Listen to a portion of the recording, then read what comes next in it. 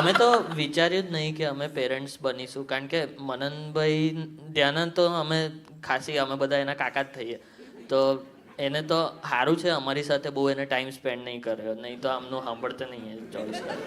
પણ અમે તો બાપ બનીને કેવા થઈશું મને લાગતું નહીં કે આપણે થશે હરખું ઢંગનું. લગનને 4 વર્ષ થયા હું હજુ નહીં બન્યો. અરે એ રીતે નહીં, એટલે હું પેલી રીતે જ કહું છું કે ના જ બનવો જોઈએ મારા જેવો બાપ એમ. એ રીતે હું મેન્ટલી વાત કરતો હતો. હું પણ માનસિકતાથી જ વાત કરતા, તારું મગજ ગંદવાડાથી ભરેલું છે. તે 6-7 કરીને અહીંયા 19-20 કરી નાખ્યું. હજી કેટલા વર્ષ પ્લાનિંગ નથી? 6-7.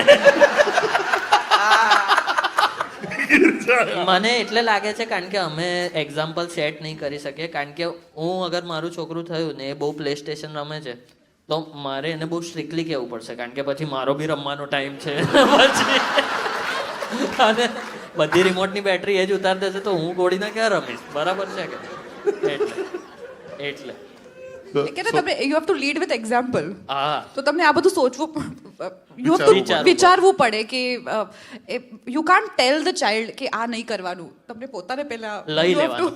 સોફ્ટ પેરેન્ટિંગ થઈ ગયું. હા, એટલે you have to first walk the talk, પછી તમે કહી શકો. મને એવું કહેવામાં આવ્યું છે કે don't tell them what not to do. શું નહીં કરવાનું એ નહીં કહેવાનું, શું કરવાનું છે એ કહેવાનું. અને તમે તમારા ફોન ઉપર આમ રીલ જોતા હો ને તમે છેલ્લે તો એ છોકરાને કહો કે થયું ફોન નહીં ને, જોવાનું. મોબાઈલ ના જોની જગ્યાએ તમે ખાલી એટલું કહેજો કે મોબાઈલ મૂકી દે. હા, અને એ જેવું મૂકે ને આપણે લઈ લેવાનું, એટલે યસ બી થઈ ગયું, એને ના બી ના પાડવી પડી.